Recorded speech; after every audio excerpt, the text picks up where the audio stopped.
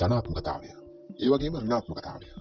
ඔබට මේ කියන සංකල්ප දෙක අතිශය වැදගත් වෙන්නේ කොහොමද කියලා අපි කතා කරමු.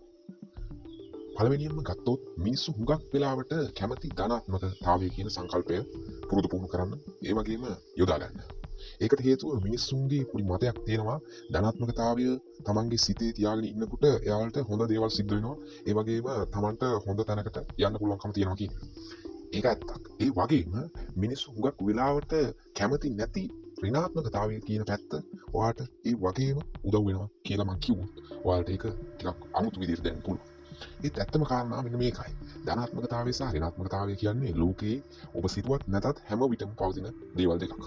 එතකොට අපි එක දෙයක් ගැන විතරක් හිතලා එක දෙයක් ගැන විතරක් වැඩි දියුණු කරගන්න උත්සාහ කරොත් අර තියෙන බැලන්ස් එක නැති වෙනවා. එතකොට ගොඩක් වෙලාවට අපිට නොසිතපු කරදර එහෙම නැත්නම් දුක්ඛම් කටවල වලට මුහුණ දෙන්න සිද්ධ වෙන්න පුළුවන්. හරි.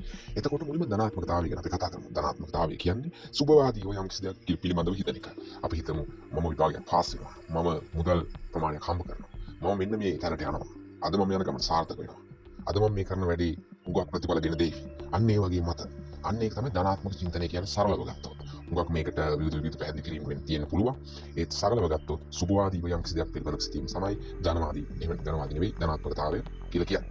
එතකොට ධනාත්මකතාවයට මෙච්චර මිනිස්සු කැමති අය. දැන් කලින් කිව්වා වගේ මිනිස්සු කැමති දියුණු වෙන්න, සතුටින් ඉන්න. ඒ වගේම තමන් කරන හැම වෙලාවකම සාර්ථක වෙනවා දකින්න. එතකොට මේ ධනාත්මකතාවය කියන එක හුඟක් මිනිස්සු හිතනවා එයාලට මේ වැඩ ටික කරගන්න උදව් වෙයි කියලා. හරි. එතකොට ඍණාත්මකතාවය කියලා කියන්නේ මොකක්ද? ඔයාලට හිතනවා ඇති ඍණාත්මකතාවය කියන්නේ යම් කිසි දෙයක් පිළිබඳව අසුබවාදී විශ්ලේෂණය. ඒ කියන්නේ මම මේක ෆේල් වෙයි, මට මේ දේ කරගන්න බැරි වෙයි, එහෙම හිතනවා කියලා. ඇත්තටම ඒක නෙවෙයි මෙතන ඍණාත්මකතාවයේදී බලාපොරොත්තු වෙන්නේ. මෙන්න මේ කියන කරුණු කාරණා සමහර විට ෆේල් වෙන්න පුළුවන්. මේ වැඩේ මට සමහර විට කරගන්න බැරි වෙන්න පුළුවන්. හරි. එතකොට ඇයි මෙහෙම මයින්ඩ්සෙට් එකක් නැත්නම් ඍණාත්මකතාවයක් තමන්ගේ ඔළුවේ තියෙන කී වැදගත්කම මොකක්ද කියන්නේ?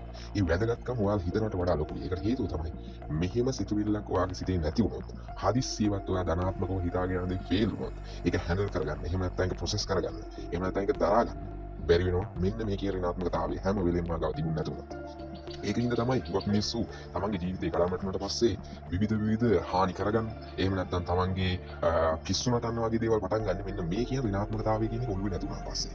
අන්න ඒකයි මම කිව්වේ ධනාත්මකතාවය වගේ ඍණාත්මකතාවයත් ඔයාලට අතිශය වැදගත් වෙන කාරණා දෙකක් කියලා.